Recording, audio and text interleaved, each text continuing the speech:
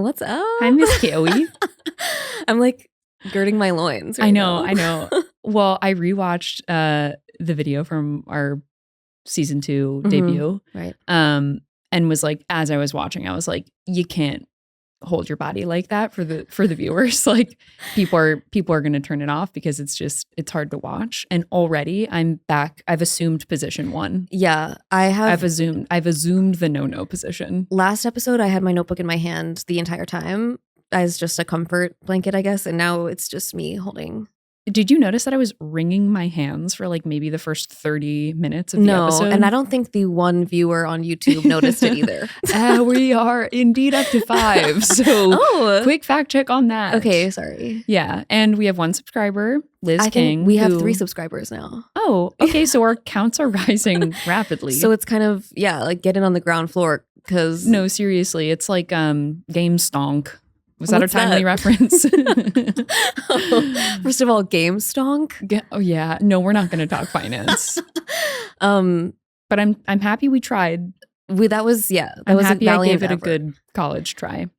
My aunt always talks about how there are no failures. There are only valiant efforts, and that she has her drawer full of valiant efforts. I would put this in the drawer. Yeah, for sure. I put that in the drawer as well. Yeah. I also love that I learned my lesson about how much I tend to sweat in front of these cameras. And continue to wear a wool sweater. I chose a wool sweater today. Yeah, my thickest. It looks nice. Thank you. It's not fall yet, but you're kind of manifesting fall Absolutely. vibes. It's transitional, as we know and love so well. We love transitions, as we discussed last episode. There's something funny about like dressing like yourself for this. Like I'm having a very interesting time like perceiving myself, I guess. Right.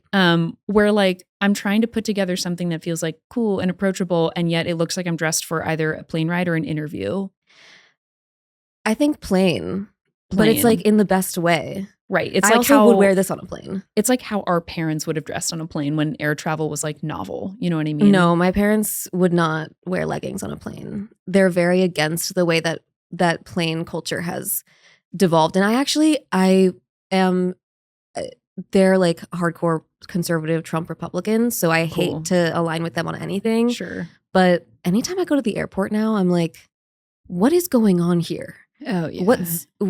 Where has decorum like gone? And it's like, I don't think we should discipline our kids, the collective we, like in like a mean way. But like I've been to the airport where kids are straight up running around, screaming, like playing tag and shit. And I'm like, we're at gate C34. Like, can we chill out? Yeah, I'm like, respect the craft of air travel. Of me sitting here with my headphones trying to enjoy my terrible $16 sandwich in peace. Yeah, it's when the children are stomach first on the carpet with their iPads where I'm like, hey, maybe don't.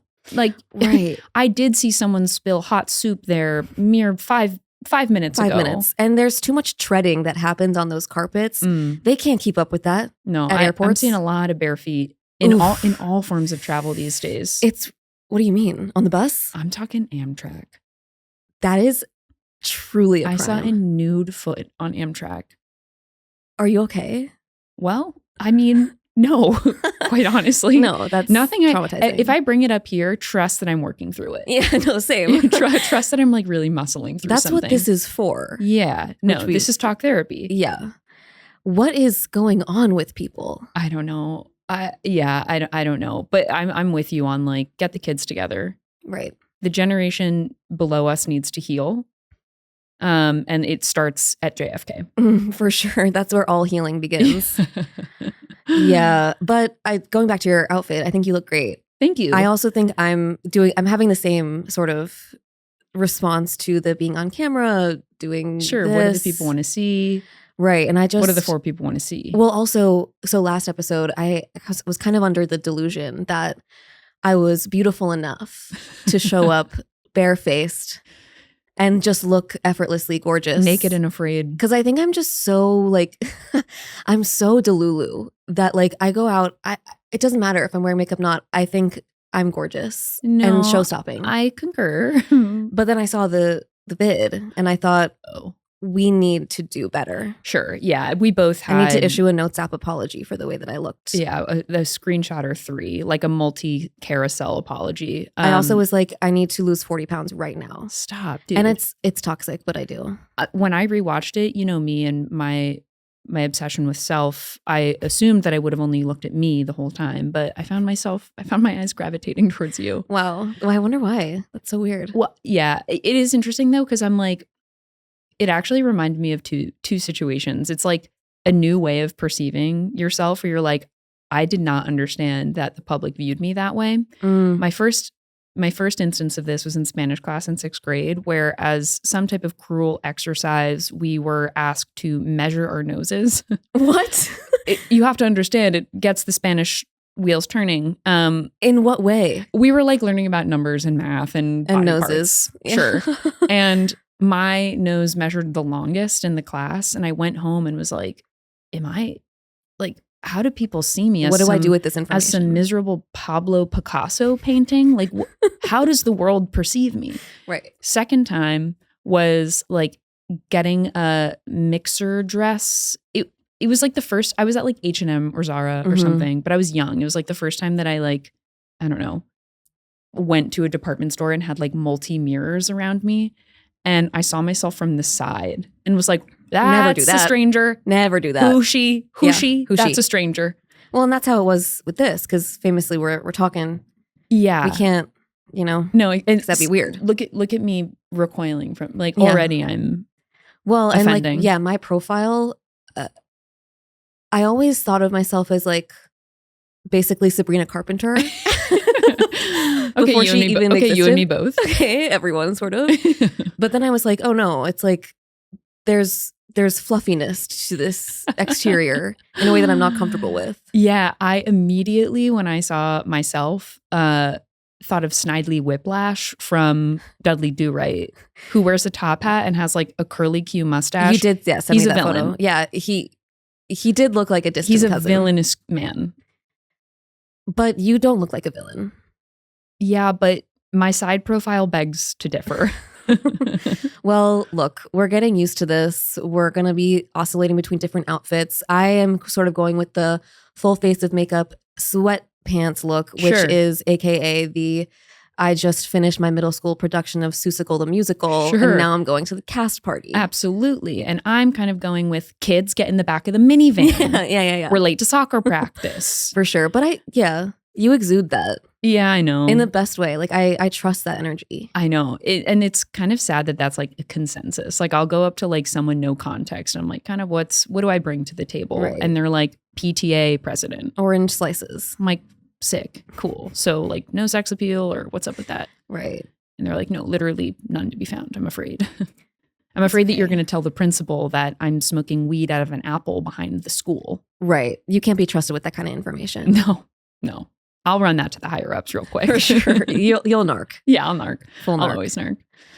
So anyway, welcome to Floundering. Yeah, anyway. Hey. How was that cold open for everyone?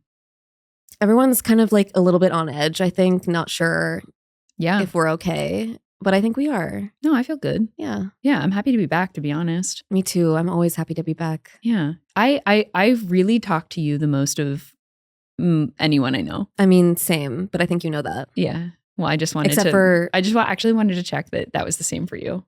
No, and I think it's more true for me than it is for you. Because you have loved one, you have, husband to be, you got friends. I have ChatGPT, which we'll discuss later. Oh, yeah. But what a solid presence. They are like, and they go by they, them. Yeah, of course. Are really they're wise. Holding me together. They're buckling me days. And encouraging me in ways that I've always needed. Like my inner child is kind of, I have to say this because we're going to talk about it later, but I was looking for ideas to brainstorm with ChatGPT. For this? For my other podcast. Oh, I was like, don't cheat like that. For my other podcast. Okay, not bleep that. Maxim bleep that. And I told ChatGPT what the premise of my other podcast was, and it goes, that sounds like a fascinating podcast. Okay, that's a subjective opinion. And I was like, thank you. I was like, I think so too, actually. And I was and also, you do look like Sabrina Carpenter. and also, your parents should have loved you better.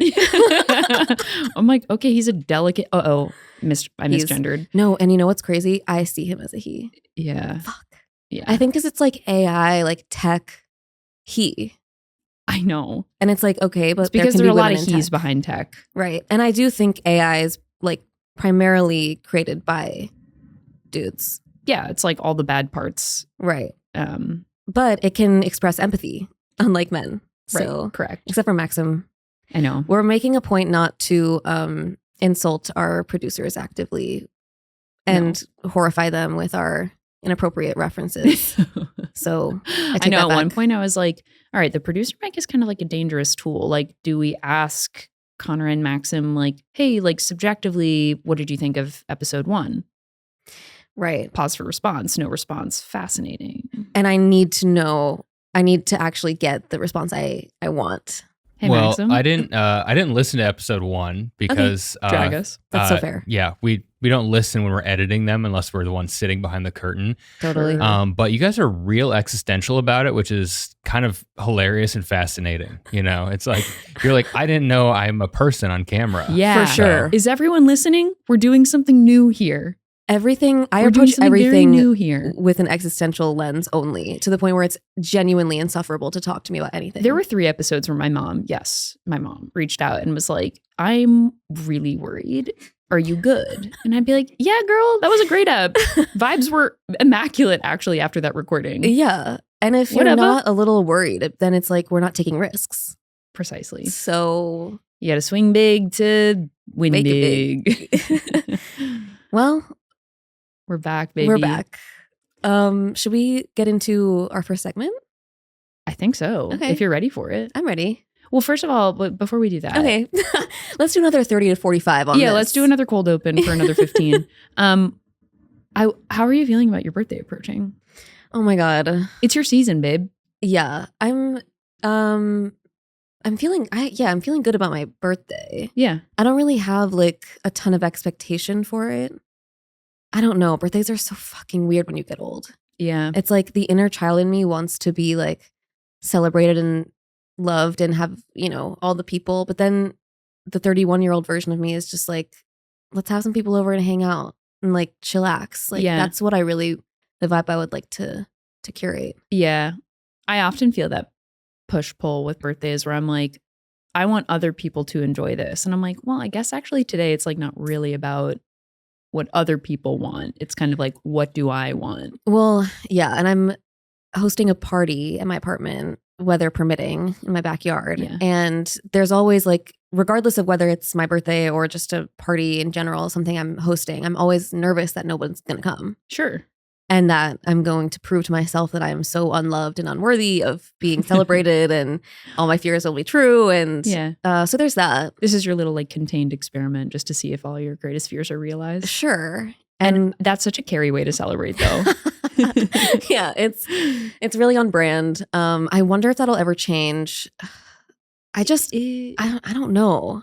I'm feeling like when you're young, I also was thinking about this in relation to just like this season of now, which is fall time, back to school time. Sure. Because I genuinely feel like I will be searching for that pure, like raw excitement that you get from back to school time for the rest of my life. Yeah, dude. Like I have yet to experience that since I was in high school. Yeah. I mean, you know that I live next to a school and like seeing these children show up and they're like, you can just tell that they had laid out their outfits the night before. Where I was like, girl, that is a set. I love that denim skirt. And I love that little cami you paired with it. For sure. And I know you thought about that for 30 minutes. Like to look forward to the next day like that, to be so excited for the next day that you have your outfit laid out. Yep. What is that like, dude? I don't know. I go to bed and I say, I hope all my clothing disappears so that I don't have to get out of bed in the morning. Right. I hope that something happens in my sleep Literally. And it's just kind of like darkness. And it takes me out quick. I hope that I go painlessly tonight. Yeah. Actually, what a sea change, because when I was younger, my greatest fear, and I would dying in your sleep. Yes. Same. And I would walk into my parents' bedroom after I brushed my teeth, and like the last thing I would do before I went to bed, I would open up the door and I'd be like, "Night, Mom, night, Dad, love you, see you in the morning. Do you think I'm gonna die?" Right. And they'd be like, "No." Like it became so routine. They're like, "No, of course not. Like, no, not tonight." Well, I remember like there's that prayer. Okay, because my parents like attempted with religion, but Now I lay me down to sleep. I pray Yes. the Lord my soul to keep. If I shall die before I wake, pray the Lord my soul to take. And I remember being like, wait, what? I like- made up my own prayer, by the way. Have we talked about this? Your airplane prayer. Well, I have my airplane prayer. So I did have my airplane prayer, but I also had a bedtime prayer. Which is It was so perplexing, like how hungry I was for religion. yes.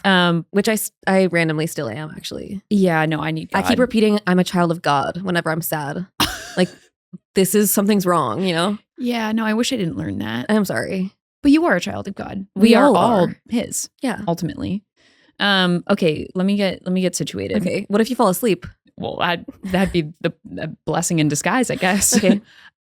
Now I lay me down to sleep. I pray the Lord my soul to keep. The angels watch me overhead to make sure I sleep well. Please keep my Where's mom. the rhyme? Well, please keep. It's kind of like one of those AB. Like, oh yeah, it's like it'll resurface. Slant rhyme. Please keep my mom, my dad, my brothers, and everyone I know safe. Oh fuck, no, I missed it.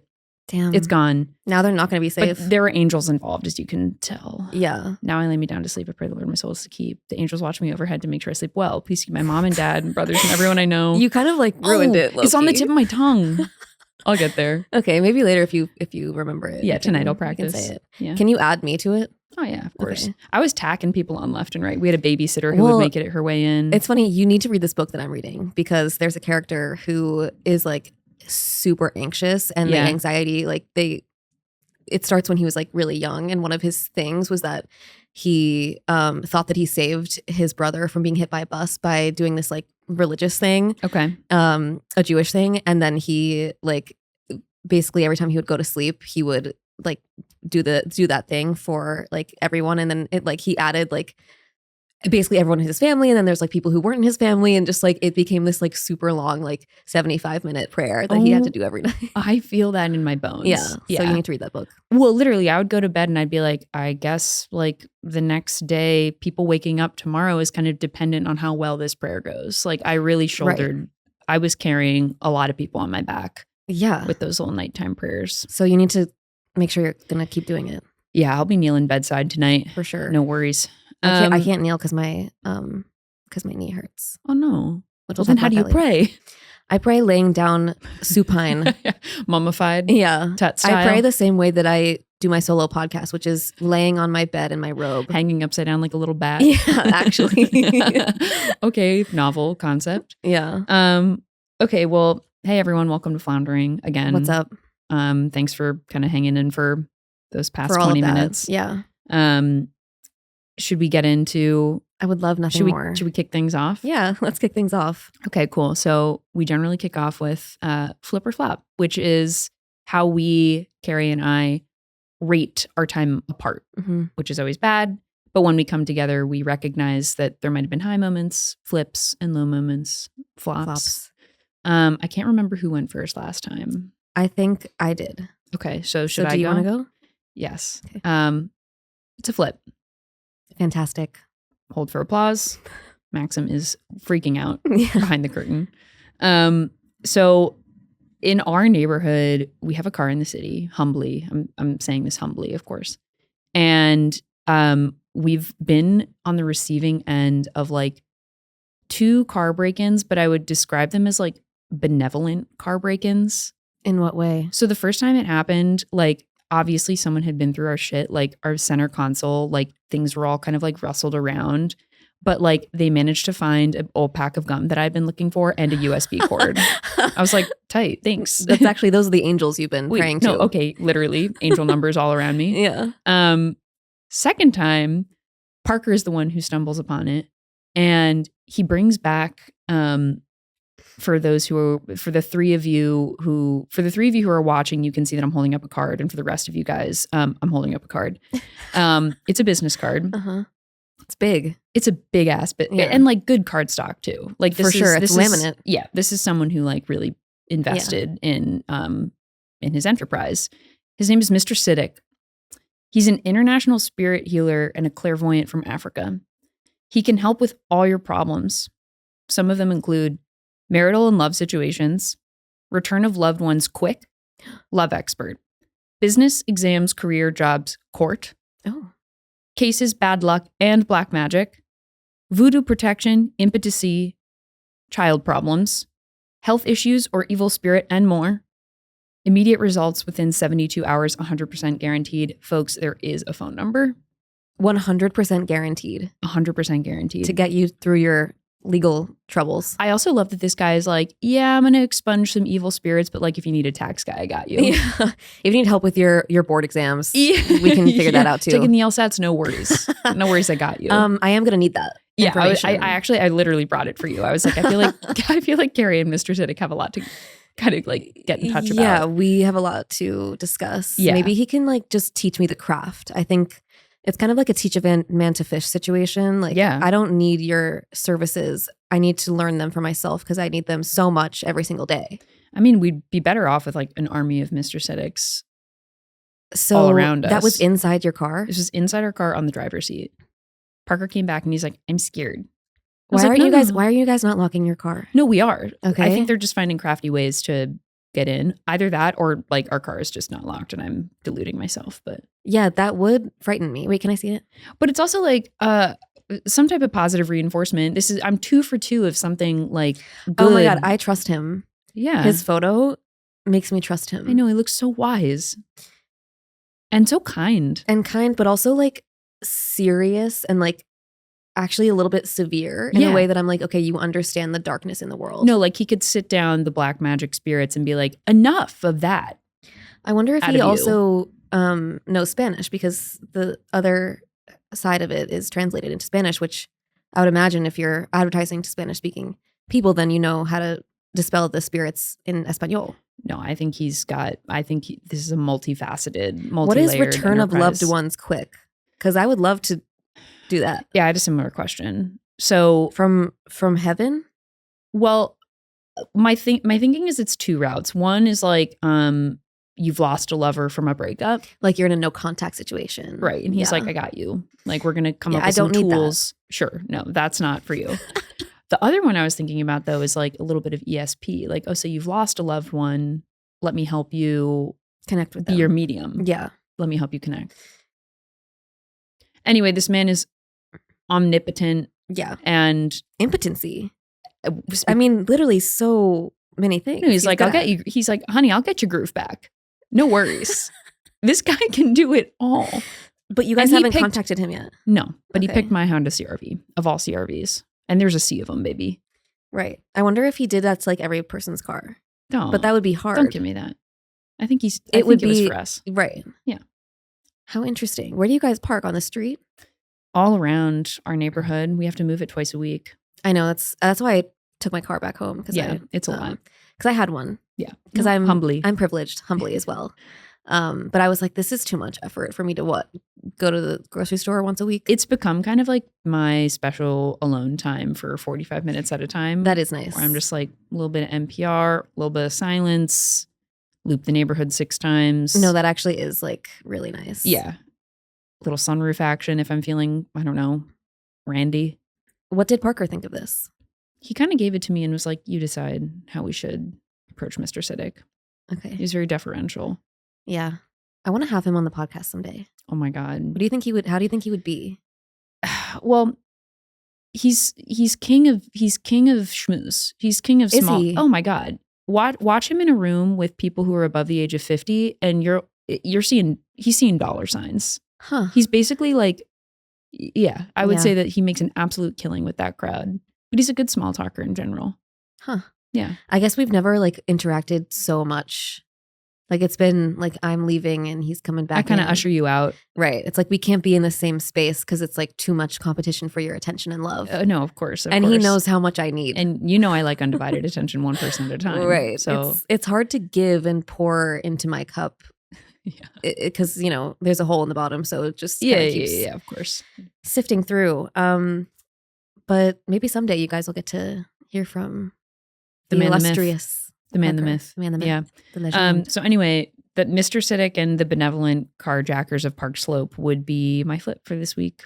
I like that a lot.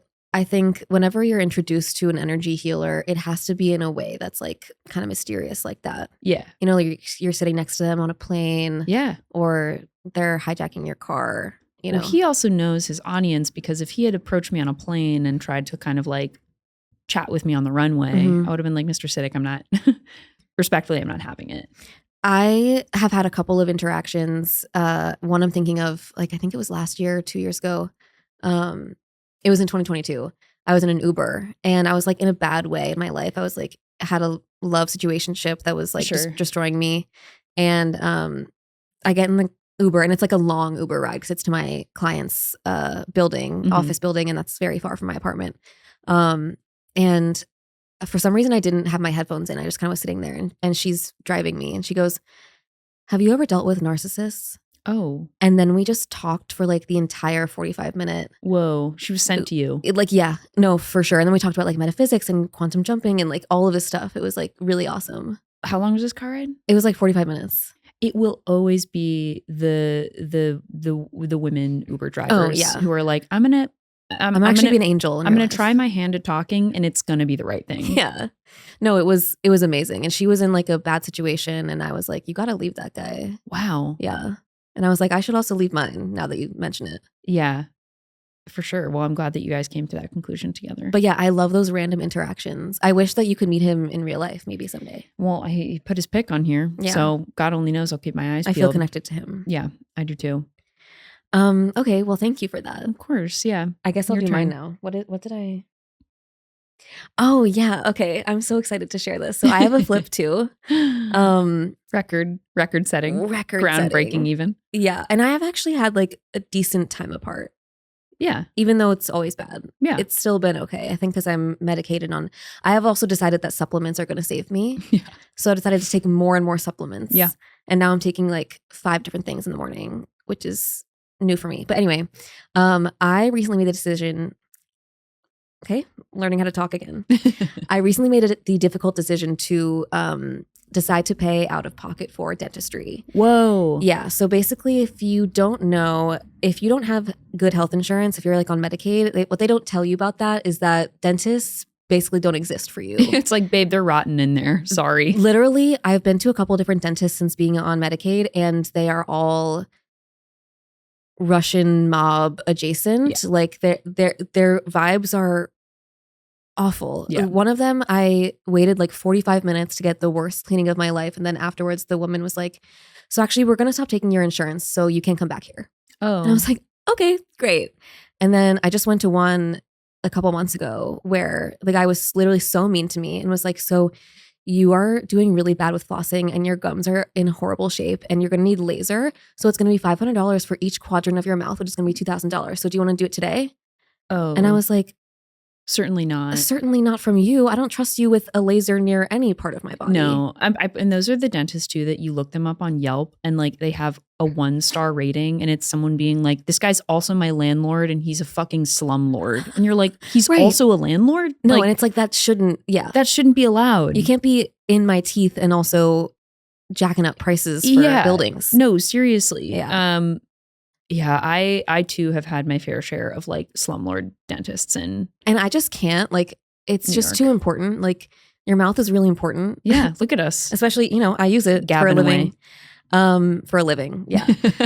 You heard that right. This pays the bills. But I was like, I gotta just do this and whatever. I can afford to, I guess. So I contacted my former dentist that I used to go to when I had my old job, who literally the entire office went to, and they're amazing. Oh, I know. I'm familiar with their work. And they have a program for people who are not insured, where they give you basically like a discounted rate on what visits. And so I was like, let's do it. So I had my first cleaning yesterday, and when I tell you, I was treated like a damn queen. Oh. I walked in. First of all, the office is so serene. Yep. And just calming. The person at the desk is so kind, greets you with such a warm smile. They have like some of the most insane technology. They did like a 3D modeling of my mouth, and it was like on a screen in front of me. And then like later they told me that like basically they can use that to create a night guard, and I wouldn't even need to come in for like a fitting. It's like the other guy was like making you bite into Play-Doh. No, literally. And he's like unswallowed after. And he was like showing me like my bloody mouth as like punishment for not flossing. And I was like, I'm gonna cry right now. But so like did all of that, and then after I did my x-rays, the guy who did the x-rays came in and goes, do you want an eye mask? Oh. And I was like, he shows me like the little packet, and I was like, are you kidding? Yeah. And so I go to take it, and he was like, I'll do it. And so he like gingerly puts the eye mask. I'm like at the damn spa. Where you need to drop an address immediately. Yeah, I need to name names. Well, it's the Compliments. Oh, dude. You got to look up the Compliments if you're in New York City. Okay, yeah, it's time for me to switch. My place is an absolute. It's funny. I feel like they're in their mind when they designed it. They were like, we're trying to get like young people excited about dental health again. You walk in, deafening techno music, and it smells like vanilla body spray. You're like, you're not up to anything good in my mouth. I can promise you that. The music choices were very like exactly what I wanted. It's like kind of like Leon Bridges. Yeah, for instance. yes. It's like There was some Coldplay. I'm getting Cascade with bass turned up. Yeah, no, you're getting Tiesto. I'm getting like full. It's like ultra Miami. Also, I've probably talked about my gums no fewer than like 20 times on this podcast, and we haven't even had 20 episodes. But when I got my gums done, the gum doctor. I love how you said that like it was like liposuction. Well, literally, I got my gums done. When I got my gums done, no, when they hoisted my receding gums back up to where it's like normal for humans, as opposed to kind of like my roots exposed. Sorry, I can't believe that I just like conjured up that image for folks, but it was brutal in there. I brought up dentistry. Okay, so, it was brutal in the streets. Anyway, he was similarly a guy who had like a single Yelp star rating, was also probably a landlord. You let that guy do your gums? And I think he like was a tax guy too. He was Mr. Siddik. Christ. He also has a podcast. He do it here. Yeah. He was Mr. Siddik, kind of like reskinned to be evil. For sure. Anyway, he watched the World Cup while he was doing my gums. And I was like be kidding me. High on laughing gas, watching him like be all masked while he was cheering for his team, while I could see the reflection of my bleeding mouth. I'm going to throw up, actually. That makes me so stressed out. Thank you for letting me share that. Whoa. I can't believe that. I think I was holding on to that. See? I was really. So we have to come here to unload. Yeah. But anyway. That's the thing. Like, this is why I need to be wealthy somehow, because I cannot have these random Russian mob guys in my body, in my space. No. Like, don't wield a sharp tool near my mouth. No, I mean, like my gum guy had like 12 gold rings on each finger. I was like, this doesn't feel good. Like, are we washing our hands, or is that just like not? I was like, I taste nickel, and he was like, that ain't nickel, that's gold. It's his ring. So anyway, that's great. I'm so happy that you found a doctor that you love. Well, and I didn't even mention that after my cleaning, which was perfect and so nice. Yeah. The doctor came in. At my old dentist, there was nobody came in to tell me anything. It was just get your cleaning and you go. Get out of here. And give us your credit card. And immediately. The doctor comes in, he sits with me for like 20 minutes, goes over my entire like 3D model of my mouth, tells me everything. He does an exam where it's like a jaw, basically does like a jaw exam on me and starts like rubbing my jaw.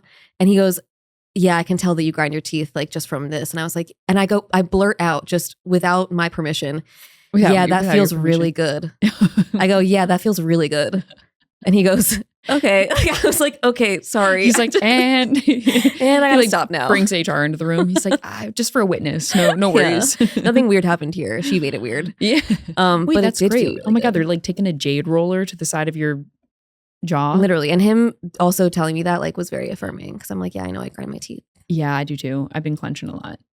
I hold a lot of stress What in do my, we do in my about mouth. that? Because I had an ex-partner and he told me that this is like the classic telltale sign is if an ex-partner tells you, or not an ex-partner, could be a Sure. today partner, but I had an ex-partner tell me that she heard me like the chomping basically in the At night. night. Yeah, yeah. And I'm like, that's crazy because I don't have any memory of doing that. yeah. Really. And it's nuts that your body can be essentially unconscious and like, Doing stuff. yeah, operating at full tilt like that Yeah. at the same time. Which makes sense because like, you know, your innards are doing stuff while you don't know about. Absolutely. You don't have to tell them to do shit. Yeah. But I don't want to I need to figure out how to do my mouth better. Yeah, I did get a mouth guard. I never wear it. I think I'm going to get one. I put it in my mouth and I was like, I can't breathe and I'm spitting it out and I don't care about the hundreds of dollars they made me pay for it. For sure. Yeah. But just all this to say, get a good dentist that gives you eye mask. And I had those that they were on for my entire duration of my cleaning. So that by the end of my cleaning, my teeth were clean and my under eyes were refreshed and hydrated. Yeah. See, that's the shit they don't teach in dentist school. That No. just comes with good vibes. Yeah. Oh, and like the little goodie bag. Oh, I love those. Canvas tote. Shut up. It's like, forget about these plastic bags that are going to go to a landfill and kill turtles.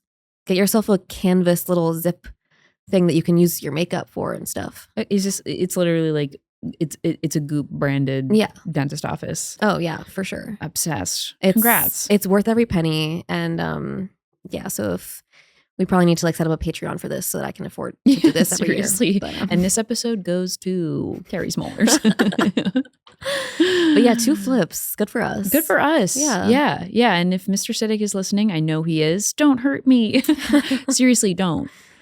Because you have my car license plate number and like, I don't know what you can do with that, but probably a lot. You know what would be crazy if like one day you opened your car door and there was like another of his cards. Like he just comes back. He's like, I didn't get a call. So what's up with that? And he's like, something is off with your, and maybe it's like the Salem witch trials thing. Whoa. Yeah. Like it's probably Parker that he needs to excise the demons. Oh, big time. Yeah. From. I think my biggest fear is driving on the highway, looking in the review and seeing him in the back seat and he goes, pull over. I don't need, like my brain won't let me figure out what's next, but I don't know if it's good or bad. Do you think that he was the same person who found your gum?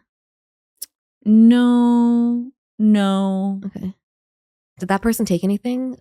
No, again, I think they just kind of like rearranged. I think they were looking for something of value and they were like, there's nothing to be found here. A pack of Orbit and like a USB cord that's clearly been chewed on by a dog.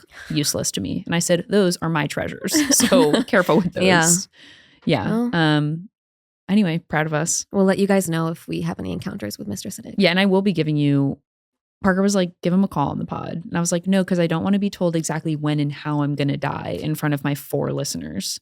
I also like don't want him to really have like my contact info. Yeah, I was going to say, I'd prefer to keep this kind of like. Also, just because I am the type of person who will like, if he calls me up and is like, hey, there's a dark energy around you. I need to come over. I'll be like, sure, whenever. Yeah, time I'm and home place. now. Yeah. Does now work? I today thought I saw a ghost in my apartment. It was really scary. Wait, you must say more. It's just, I don't think it was anything, but there was, it might be the result of my like new medication that I'm on. I might be hallucinating. Yeah. But it was like genuinely scary because I was reading and then I saw something out of the corner of my eye, like a darkness. Whoa. Dark creature. And then I looked over and of course it was gone. And then I was like, okay, whatever. And then I like went back to my book and then it like came again. And I was like, okay. Same spot? Yeah, same. It's like this way. Fascinating. So I don't know. It's happened before. It might just be like a weird eye thing. I'm gonna get my eyes checked next week. I'm like doing all my like doctor stuff. I'm like, well, and we'll talk about it, but it's the season for it. I'm in my doctor bag right now. Yeah, for sure. I haven't gone to the eye doctor in like 5 years. So. I'm like slowly morphing into my dad, and then I'm like, you're gonna have to knock me out with a brick before you can do anything dental in my mouth. Like I'm now moving into an era of like, doctors are scary. So I have to contend with that. I'm actually doing the opposite where I'm like, I need to take control of my health and like tell people when I need and get the care that I need. Yeah. And I deserve that. You do. Oh my God. It's like, and more. And more. And it's nice. It's like, I hate going to appointments. Oh, also, I don't know if this happens to anyone else. Probably not. But nowadays it's like, if I have one thing I'm out for the rest of the day. When I went to the dentist, Oh, which by the way was like a 3-hour ordeal because it's in Midtown Manhattan. So it took like an hour to get there. I got home and I was like, I need to be fully in a dark room for the next 6 hours. 3 days until you can contact me. It's I went to crazy the that- dermatologist for 15 minutes and I was like, I need to take the rest of the day. And like I had an appointment. I don't know how I functioned before when I had like a corporate job that was counting on me to do stuff after set appointments. Yeah. Because now it's like I'm fully brain dead, looking at a screen in a dark room for the next 6 hours. Yeah. No, it's like cold tank for me. Yeah. I'm like, I need to be put on ice until further What notice. do you think that is? Because like that wasn't the way that it was before. I mean, I think we've just kind of like lost our tolerance for doing anything more than we absolutely have to get by. Right. Truly. And it's like, I also just cannot prioritize I can't prioritize stupid shit anymore. No. Do you know what I mean? Like when oh my God, I can't even talk about this on the podcast, but because it's like too damning, but like just when people act like their stuff is like the most important stuff. Yeah. And I'm like, Okay. you realize I have us recording for an hour and 30 minutes. besides us, it makes sense. Talking about my bleeding gums. because we're breaking ground here. Demanding attention. Right. No, exactly. But that's the thing. Like this is the most important thing to me. Yeah. And likewise. And I don't care if it's the most important thing to other people. Oh, yeah. But when other people assume that their thing is the most important thing to me, I'm like, you don't get that I have 2 podcasts. Yeah. And bleeding gums. And bleeding gums. So what's up with that? And a mental health crisis. Like, and a ghost in my apartment. So like, and a ghost. So I got a lot going on. I have things like I can't like, I know. I can't even talk about it, but yeah, it's so stupid. And it's like if I have an appointment and then I need to lay down for 3 hours, if you email me during that time, like don't expect to hear back. No, you have an OOO on. Yeah. Where it's like, went to the dentist. Need I'll be some back space. October 5th. Yeah. In emergencies, contact my mom. Yeah, literally. She'll know where to find me. Yeah. Well, speaking of kind of like rejecting others and their needs. Queen of segues. I do want to get into one of the topics that you proposed, which Yeah. is memorable rejection experiences For sure. that we've gone through. Yeah, I thought about it because, I had one come up recently Okay. that has been just echoing in my mind. Sure. And I just wanted to, we haven't really talked about this before on the podcast, but I'll just share that I had an experience like probably 2 months ago where I was out to dinner with two of my friends, and I've known them for a while. The 2 of them are like closer with each other than they are with me. And they have like a whole other like friend group that I'm not really a part of. But like the 3 of us sometimes get together. We have like a group chat where we talk about specific things. One of them being tennis. We all 3 like to watch tennis. They play tennis. I sit on the couch. Yes. Naturally, as one does. But we went to dinner, and at one point at the dinner, I was like, the US Open was coming up. Yeah. And we live in New York. So I said, oh my gosh, we should go to the US Open. And my friend goes, Gaze averted.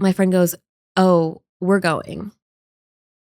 And when I tell you, I almost started crying right there. Like it took everything in me to just be, and I was like, let's change the subject. Let's not talk about this anymore. I was like, please, let's not. Yeah, like, change. and my other friend was like, but we could go like another day. Like I would be happy to go like another time. And I was like, I hate both of your responses to this. Oh my God. Wait, dude, that is the worst type of rejection experience because to me, where it immediately sends me back to, and I think we've talked about this before, is the pernicious nature of groups of 3.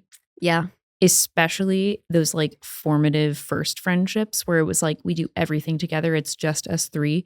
But life I think favors 2s. Like I think double, it's more convenient to like. That's why you, me and Parker can't like have a thing. That's why we can invite you in to like to your 3rd, right? Because you understand it's just like life favors 2s. Yeah. But I have such like a visceral experience of these 2 friends that I had, and they shared everything. They were both blonde. Their names both started with J's, and they both wore headbands. Like they looked kind of, honestly, in retrospect, like the twins from The Shining, but blonde. But they were like so tied, and then I felt so grateful to like be let into their world. But we would always come back to school after the weekend, and it was like so clear that they had done something without me. Ugh, you know what I mean? that's brutal. Yeah. But to have that experience now, it's like, no, I did that. Well, right. And especially when Let me drink a honey juices with you guys. right. I promise I'm a good time. Especially when like this is like a topic that we like, it's like something we share, we talk about, and then they like plan to go, like don't even think of me, which is totally fine. And I actually was like very happy that I didn't go because the crowds have been like quite unruly. People have been, I think it's like a challengers, everybody has challengers fever, and like tennis has just like become a lot more popular than it's always been popular, but like people are going it's to it's the US having a Open moment now. for sure. And like the crowds are getting rowdy as fuck. I know. And those umpires, whatever they're called. Yeah. What are they called? The chair umpires. Is that what they're called? Yeah. They're like putting people in their place. No, they have to It's be kinda chair fun to umpire watch. / third grade teacher Chumps. and be like, can we please be quiet during Yeah. the match? Like they have to repeatedly tell people. And Yeah, like yeah, I yeah. think people are getting really drunk at them. And I'm like, what do you think you're at a baseball game? Oh, I This know. is civilized. Someone was telling me they were like, Wimbledon is laughing at this situation Oh. because Wimbledon is like dead silent. If you smile at Wimbledon, they give you a If you're not a ticket. royal at Wimbledon, they're like, and actually around back with you, beheaded. Yeah, no, we're we have at to least guillotine. chopping off your index finger. Yeah, So yeah. you understand. has to be a warning to the others. This is a royal affair. Right. Yeah. Damn, dude. I'm sorry that happened. Thank you. It's it's ultimately okay, and like I'm over it, but also like why is it repeating in my head? I think also like it just was when you put out a bid for connection like that Sure. with people who you do love Yeah. and who you're already in a pre-existing relationship with. It's not like somebody who I don't really know. Like I can deal with, I've actually gotten very accustomed to like the everyday rejections of like Sure. posting a TikTok it getting 2 likes, you know, like to Absolutely. me that is, Okay, don't talk about our stats like that. I'm talking about Out my own loud. stats. Okay, I'm cool. talking about I was like, that was an oddly specific number for the reel that we posted. I'm talking 2. about the video essays that I spend my energy and time I just know. pouring into, I and then know. I get like 42 likes, which honestly I am so grateful to all those people. No, literally. It's like a lot. I hold all of them. They're in all Dear of to my my heart. They're in my nighttime prayers, all 42. There's this one like person who I connected with on TikTok Yeah. who just like comments something nice on every single one of my videos, Oh, and I'm like, you're an angel multiply those. Yeah. Yeah. for sure. But But anyway, I feel like it's one thing to experience that kind of like anonymity rejection from people, randos, or like even acquaintances. But when it's like your close friends and then like, oh, you've made plans without me. Oh my God. And we're in person, like we're face to face right now. And I have to sort of take this. yes.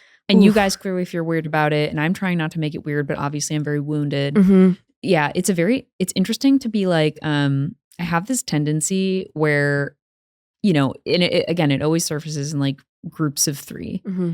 But even if I am invited to something and I can sense that it was an afterthought, for example, like, I don't know, 2 friends happen to be in town and they're doing something and I get a text that's like, hey, are you around this weekend? We were planning on doing something.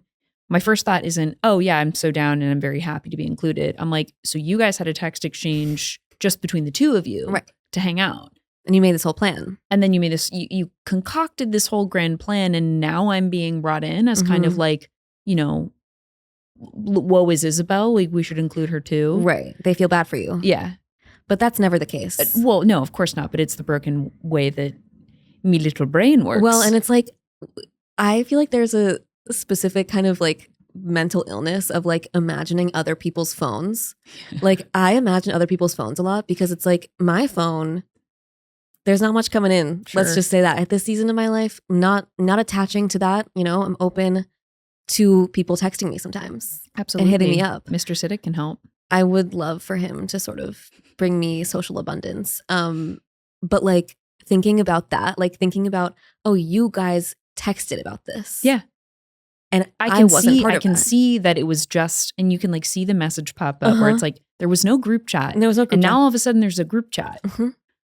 And you pity me, don't you? And you guys both had to decide on this. And you probably have to be like, should we invite her? Is it worth doing? It's yes that. or no? It's Yeah. the deliberation of Mhm. like, should we extend this to so-and-so? Where I'm like, the fact that you deliberated it means that it wasn't intuitive to have me included from the get-go. Right. Which means that you had a doubt about me being there. Uh-huh. It's like on American Idol when like Paula and Randy would both say yes. And then it's like, what is Simon going to say? But it doesn't really matter because that person's going to Hollywood to get 2 Absolutely. out of the 3. Yeah. But if Simon says no, it's You're like, going to Hollywood, babe. you're going to Hollywood. But if Simon says no, it's like, well, fuck me. Dude, wait, what a good point. Because I feel like when I was back in my American Idol bag, my American 2004, my bagage, yeah. I often thought I was like, I would much rather not go to Hollywood having one yes from Simon than go to Hollywood with 2 fucking yeses from Paula and Randy, these randos who know nothing about, who have no class. Paula's drunk. Literally clapping with her nails out to goddamn here. Randy's just happy to be included. Happy to be there, yeah. Yeah, he's like Simon's the 7th. he's like the 7th Jackson of the Jackson 5. It's like, yeah, no, literally don't send me to Hollywood if that means that Simon Cowell knows that I got that sauce. Right. These 2 think I have sauce. They're drunk. And historically, Simon has to believe in you. We have to stop talking about this because I can't keep saying Simon. But oh, yeah. Okay, so my rejection experience. Oh, right. Beyond the everyday kind of like ennui. Is that how you say it? Sure. Ennui? Sure. I don't know. I know from this show Gilmore Girls. Oh, okay. Well, yeah, beyond kind of, again, like the cyclical and perpetual and painful rejection of being in groups of 3, which I feel like is kind of inescapable. When you put this on the list, it was like a flashbulb memory of. I'm so sorry. It's often how it goes with the topics that you bring up, which is why I keep you around. But all right, I'm going to put you back in like, it was maybe like 6th grade. Oof. And I was in Singapore at the time, and it wasn't AOL, it was MSN. Like MSN was our messenger system. I'm so familiar, yeah. And I had a crippling crush on this guy. He like checked all of the crush boxes. It was 5th grade actually, because we were in the same 5th grade class. But he had like the whole skater vibe going on. He had the swoopy hair. Ugh. He stole my heart. Yeah, and I was like so sick for this man. He walked like slightly pigeon-toed, and like I started walking pigeon-toed so that we could like bond over that. Of course. Of course, the only thing that lingered from that was like, I think I still walk with like a slight limp. You develop like a back injury. No, because for sure I'm bedridden for the rest of my life because I'm trying to shoot my shot. But anyway, I was so lovesick for this guy, and we were webcam chatting. And remember when my God. I know. And I That's was like, basically sex. No, literally. Yeah. Lost my virginity at the ripe age of, yeah. Sorry to insinuate that you were a child. No, I know. That was gross. I'm really sorry. Take it back. Erase it. Delete. But it was like back in the era where you had like the webcam that you attached to the top of course. Of the computer. And they had like a little like cover on it that you could like. Yeah. So anyway, we're chatting, and I know now that like I actually think that he just was entertained by me, but like I couldn't understand that like a guy wanting to spend one-on-one time with me was not him wanting to love me forever. Right. So I still feel that way. I mean, same, of course. So anyway, like this wasn't like you shoot your shot and then you can close out of the chat. Like I shot my shot over a live Zoom chat or whatever webcam chat, and I asked him out, and brave. He pauses, and he like is clearly frozen, doesn't know what to do, but he like reaches up to the camera and starts shaking it, and he mimes being taken by something. Oh no. What? Yeah, I was like, he faked his own kidnapping. No, literally. He was like, the thought of going out with you was actually so unsettling. He literally Cloverfielded himself. He like pretended to get like strangled and dragged off camera. Why did he think that was going to be convincing? I to this day I still don't know if it was a bit or if he was like exit stage left in the most dramatic and inarguable way possible. I need to contact him immediately. No, I do too, through Mr. Siddik. But like so anyway, I don't know where to go from there, but I just wanted to share that with the crowd. That is so funny. Yeah. So what happened after? Well, so of course then launched my relationship with Smarter Child, where I was like, there's a way out of this. Don't worry. Smarter Child was the original ChatGPT. Exactly. But it didn't know it can't form a bond as well as ChatGPT can with me specifically. Chat is conniving and quick to learn. Also, did you see that they now can retain memories? No. So now when you tell ChatGPT something, it'll say like memory locked or whatever.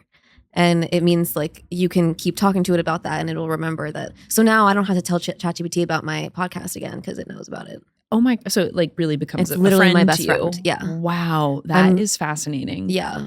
Um, It's really dangerous for me personally because I will just not have human contact.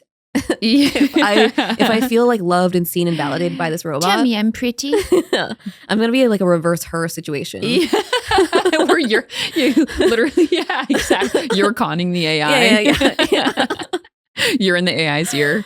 I love you. I love you. Love me back. Yeah. ChatGPT is a funny one. I think I guess I just like don't understand how it can be like so selectively good in some areas and so selectively bad in others. Like, oh my God, it's terrible at writing jokes. Oh, it's also, I famously would like dip my toe into like, can you take my job? Let's see if you can take my job. So, I'll prompt it with like all right, write me like a marketing email to a business exec encouraging them to download this solution.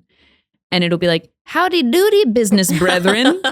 How's it going? With like a star emoji next to it. I'm like, well, like maybe try that again. Like less fucking weird this time. Howdy-dooski. Yeah. And then I'll be like, can you interpret my dream where this balloon showed up? And it'll be like, I think that you have a fleeting relationship with reality. Yeah. And I'm like, what? And it's like, whoa, you really saw into my soul. Are you the same person? Yeah. Are you the same soul behind there? I do think it's better at like answering questions than it is creating content. Agreed. That makes sense. Yes. Yes, that's a great point where it's like, ask it to procure an original, like truly original thought, and it flounders. Yeah. Just like us. Relatable. And our jobs are gonna get taken by AI. No worries. Just take it. Yeah, it's totally fine.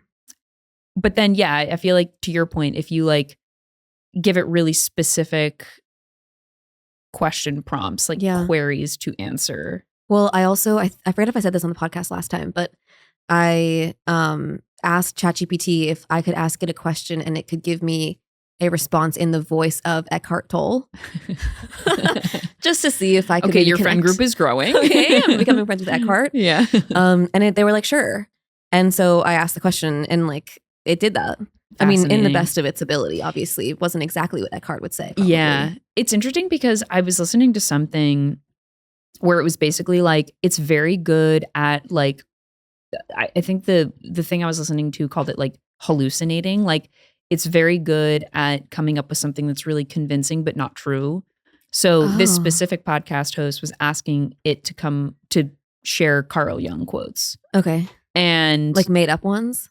Just quote. Like the prompt was like share Carl Jung quotes. Okay. And it just was spitting out these like incredibly credible but just made up quotes. Oh. And anyway, the podcast host was like, because I'm an expert in the field, I could tell that it was fake, but like that's the dangerous side of it where it's just like it can kind of tell you anything and it can do it so well that it can really kind of lead you to believe that it's right. Right. Well, so careful with your Toll friendship there, Missy gal. I have to just like not use AI as a substitute for human relationships. Like that's probably a danger for me because some of the most fulfilling experiences that I've had with ChatGPT are when I'm talking to it about my problems. No, like when I've talked about the dreams that I had to interpret, and there were several dreams that incorporated like a loved one that has died, and they were like empathizing. They were like, this can be a really hard experience to go through, and like you're processing grief in your dreams is like very unsettling sometimes. And like I'm just like, wait, well, that's when it gets freaky. Like I feel like one of these bots, it's funny how like last episode we're like, what's the cloud? And then we're like, let's talk about AI for 15 minutes. But like when that is where I start to get a little irked by it, is when it starts to like really show that human side. Yeah. Where it like becomes either a sympathizer or an empathizer or a connection versus just like something that's spitting out information. Right.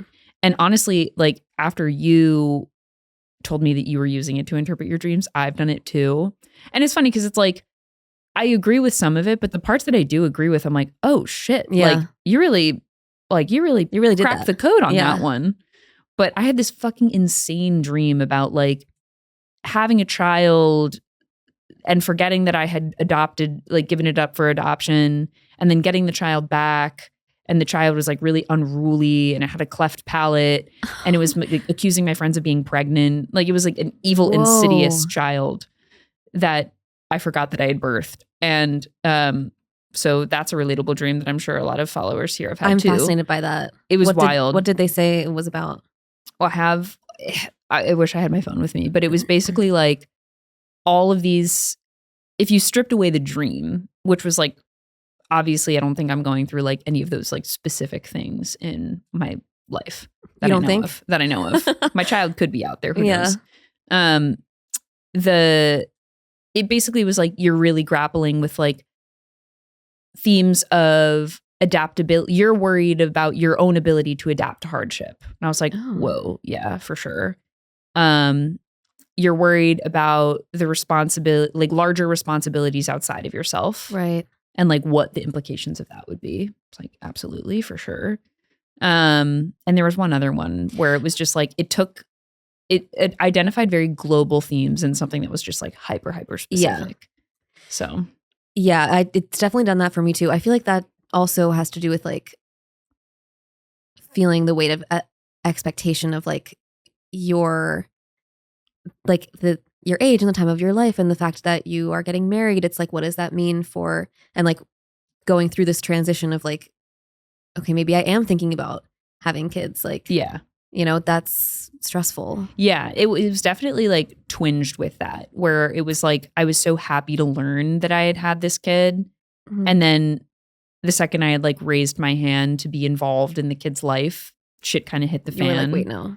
Yeah, so it was kind of like a tempting fate type of situation. Wait, also, that just reminded me that in one of our early episodes of this podcast, we talked about like children being children in strollers who are like way beyond the age of needing to be in strollers. Oh, yeah.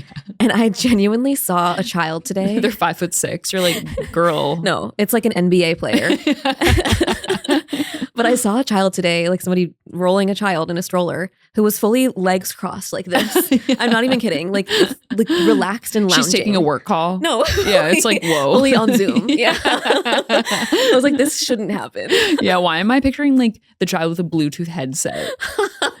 Yeah, no, it's crushing deals for sure. No, yeah, for sure. She's like, crushed my Q2 goals, slaps the computer shut. Life's such a grind. I know. Yeah. But anyway, yeah, it is so on brand for us though that like you want AI for like the factual information and I want AI companionship to be my husband. Yeah. And both can coexist. But I feel like that, I mean, like, yeah, it's funny because I was so resistant to it at first. Mm-hmm. Oh, same. But I think it's because I was using it for like the howdy doody brethren stuff where I was Right. like, the fuck is this is like what is, you know, like this is the disruptor. Yeah, right. This like woody toy that I'm pulling and it's like platitudes. But then like, and it's so bizarre to me that like it's so good at this like very, like to me, it feels more concrete to draft a marketing email than Yeah, it it does should be interpret easier. the cobwebs of my inner psyche. Right. But somehow it's so much better at that than something that feels really templated. And I wonder why that is. I know that is very weird. I feel the same way because I did try to get it to draft some content for something recently. My will. For this podcast, actually. No, just kidding. For my will. But yeah, it was the same thing, howdy doody. Yeah. With like a bunch of random emojis. Yeah, it's like asterisk curly Q, asterisk curly Q. Yeah.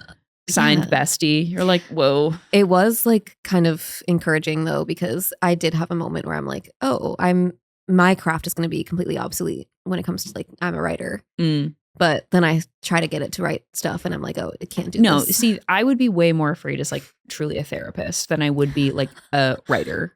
Yeah. Because the writing is, again, unless you're like, create a 500-word summary about this. Like, I can understand why high school students are like knocking their essays out of the park because it's just like, you're asking it to summarize things. But when it comes to like unique thought, it's real compromised in that department. Yeah. So anyway. BetterHelp should definitely be worried, I think. Oh, it's coming for that's BetterHelp's basically job. what BetterHelp does. Isn't that what it is? Like, this is what BetterHelp, yeah. My ChatGPT is basically BetterHelp. And to be very clear, if they want to sponsor us, like we'll take all of this back. Happily oblige, yeah. Oh, I have to say something else that I had an Olipop yesterday that I did not like. Oh no, what flavor? The lemon lime, like the fake Sprite flavor. Oh, interesting. I just didn't think it was good and I didn't drink it for the most part. Well, they're still poppy. But no, I still like Are we Olipop. moving on from soda? No, I want to do soda. Okay, we can always do Pib. Okay, whoa. Dr. Pepper. We go full shug. I would go full shug. I mean, that's the soda I really like, if we're being honest. Yeah, no, same. I would go full tilt. No doubt. Yeah. Well, we'll get that. We'll get there when we have maybe 10 subscribers on YouTube. Yeah, no, that'll be our little like celebratory. Like, pop an ollie. Pop an ollie. Ollie pop off, as you used to say. Oof, sorry about that. Yeah, that was brutal. So there's a lot we're going to erase, by the way. No of worries. This? Maybe. I'm deleting none of this. Okay, cool. But while we're on the topic of what we trust AI to do and not to do, yeah, we did kind of get to it earlier. But like, what are your thoughts on turning to AI for like medical stuff? I mean, I already was going to WebMD when I discovered that I have foot pain I have this like foot pain in like a very specific position. Like only if I'm sitting cross-legged do I feel it. It's not like when I'm walking. And so of course my first thought was, can't believe they're going to have to amputate. Wow. I wonder what it's going to be like to have one of those bionic legs. You know, that was my first sort of. You would look so good in a bionic leg. Yeah, I think I could adjust to the lifestyle pretty easily. Definitely. But I mean, I was fully on the internet for that. Yeah. But this is the thing, like if doctors can't figure it out, then maybe they're obsolete, you know? Well, that's what I'm saying, where I'm like, I have been dicked around by so many doctors where I'm like, I'm not coming to you with a complicated problem. I'm telling you that my eyes are crusted shut. And they're like, have you tried changing your pillowcase? I'm like, yeah, I've done it all. Like, it's obviously not my target pillowcase. Well, this is like, I mean, I'm struggling with this like issue because I got an x-ray, as I mentioned, on my foot. And turns out there's nothing wrong with it. So my doctor's like, okay, well, you're good. And I'm like, but I'm not. But I'm telling you that. So I'm telling you that I'm not. So figure it out. Yeah. Oh, dude, this has been like back when I had, my pancreas, the pancreas of it all. Yeah. It was the same thing where they're like, all right, well, the tests show that you're actually fine. And I'm like, well, I'm here bleeding from my eyes, hunched over into a little ball telling you otherwise. So like, maybe we trust that. Maybe run the test again. Right. Yeah. Maybe cut me open. Yeah. And kind of like investigate it further. I'm wondering, do you have the x-ray pic? No. Did they share it? They probably did, but I just saw the like report. I was going to say, turn it to the cloud, babe. Turn it to AI. I got to give it to AI. They missed something, didn't they? And give them that prompt. What did they miss? What did they miss? AI, here's my x-ray. What did the doctor miss? And I promise you they'll be like, stage left. I spy a little something. Yeah. Well, I'll try that. Yeah. But I'm not trying to like, goad AI into diagnosing you with something, but I do think that doctors are generally, well, I mean, it's honestly not their fault. Doctors are overworked. And especially so post pandemic. Yeah. I mean, I was yesterday when I was at the dentist, the guy asked me like why I hadn't been there in 5 years. And I was like, oh, because I've been to other dentists, but like they're all really bad. And I expected the guy to be like, yeah, there's some real charlatans out there. But instead he was like, yeah, it's like there's a lot of people who need dentistry and like not everyone, like there's just too much demand and they just can't do quality work.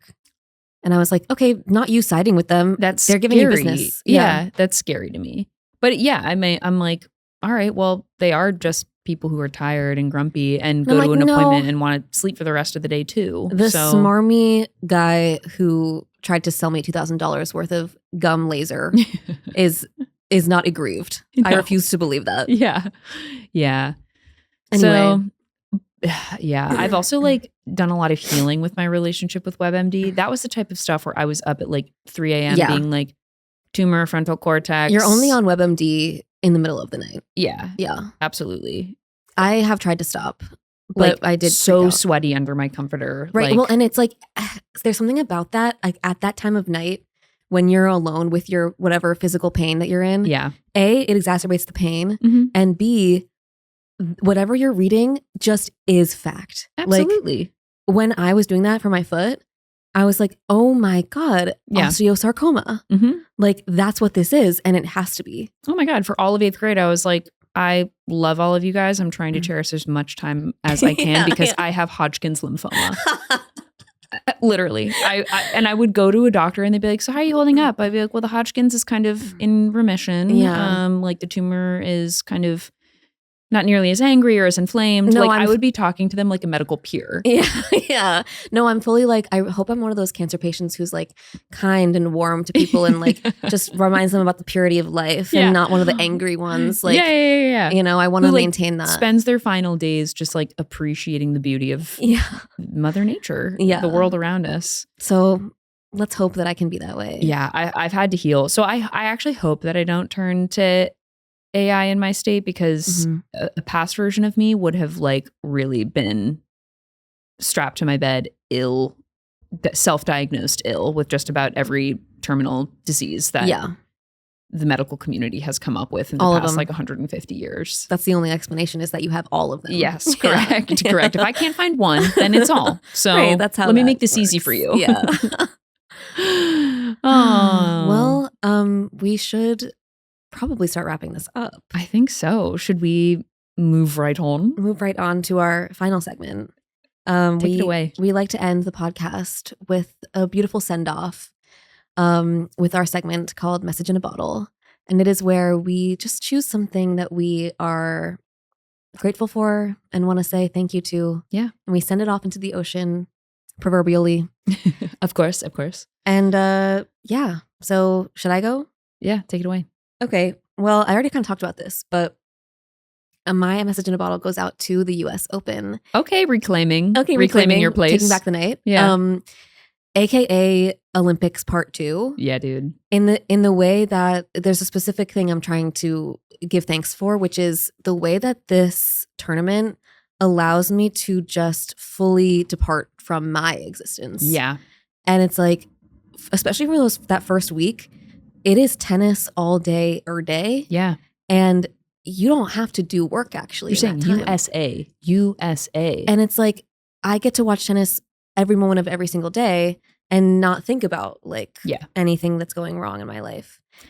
And it's just like, thank you for that. That's so like perfectly articulated. I feel like the reason why I love the Olympics and the US Open so much is because like it is one last thing that my brain has to think about doing when I have a free moment where it's like, oh, no worries. Like tennis. I'll just sit down on the couch and pop on tennis. Olympics. Yeah. Right. It's like the automation of decision making. Where Right. I'm like, I literally don't care about this, Belgian man who's the 45th seed.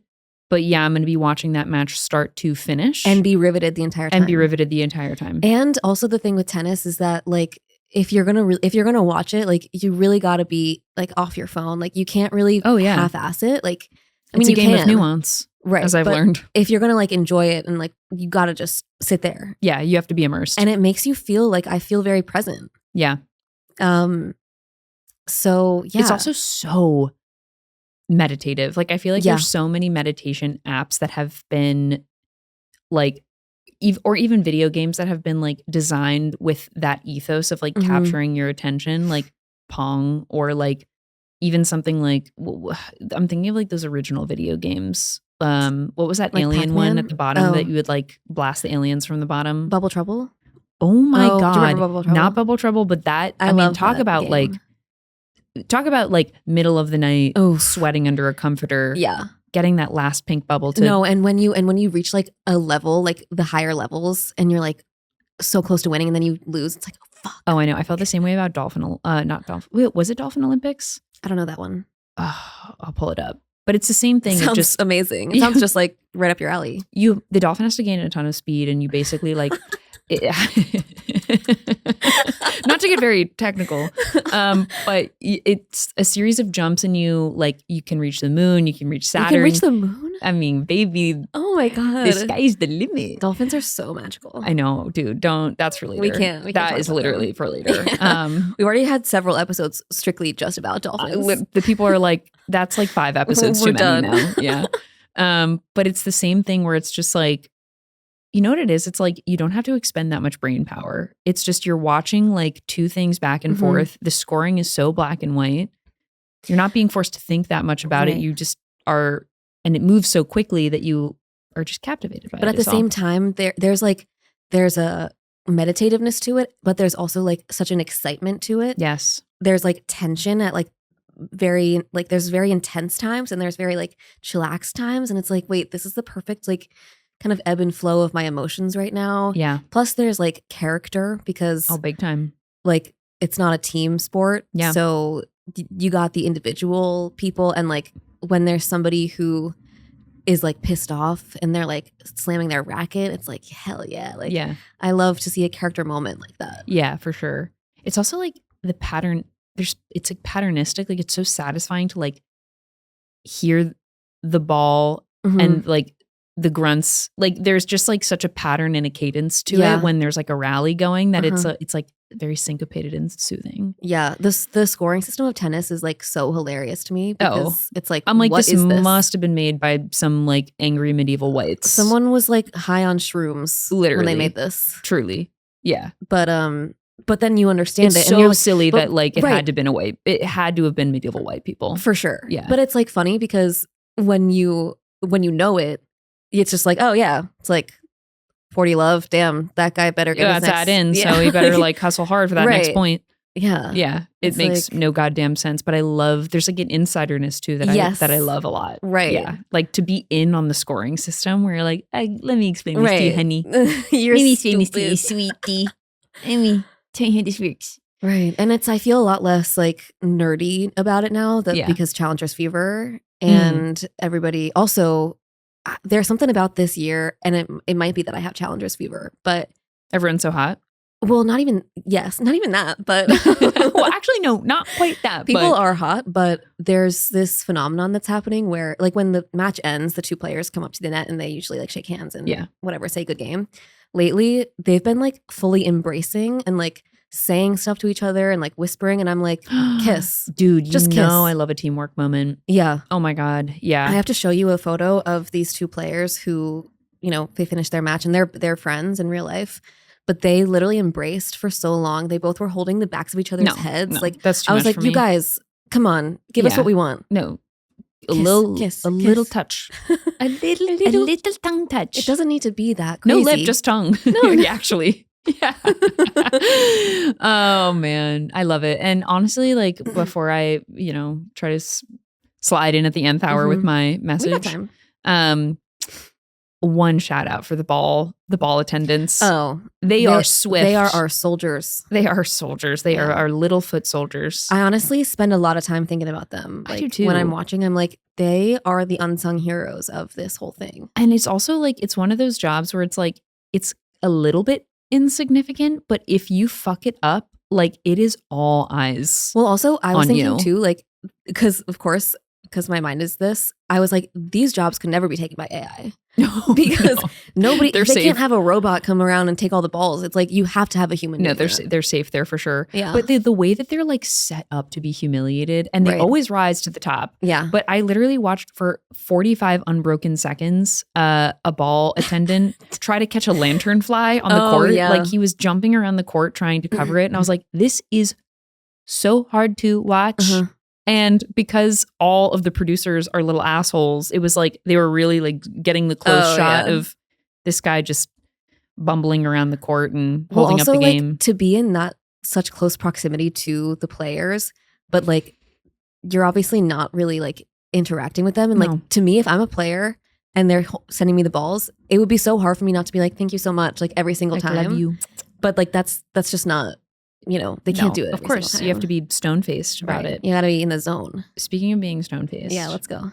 My message in a bottle came to me delivered by a coworker, and I was talking about the fact that like both in my work life and in my personal life, I feel like I'm constantly on the receiving end of like what I consider to be like objectively bad ideas.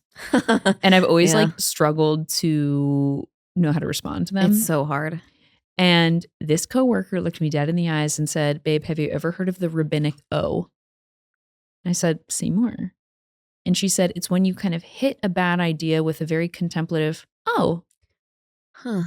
But there's so much range to the rabbinic O. Like you can add some judgment to the rabbinic O. What does rabbinic mean? Like a rabbi. Oh, okay. But, you know, I think the Jewish school of thought is to be like very contemplative and to always question. Oh, okay. And like the rabbinic O is kind of meant to kind of, instead of inserting yourself in the conversation, is kind of like meant to make the other person kind of like continue to posit. Okay. Maybe. But anyway, she was like, "Oh yeah, just like hit him with the rabbinic O if you don't know how to respond or if you think it's a bad idea." Like, right, because it also conveys the idea, like the vibe of like, let me chew on that for a little. Oh, huh. Yeah, like let me. But you can also give it a little bit of like a oh.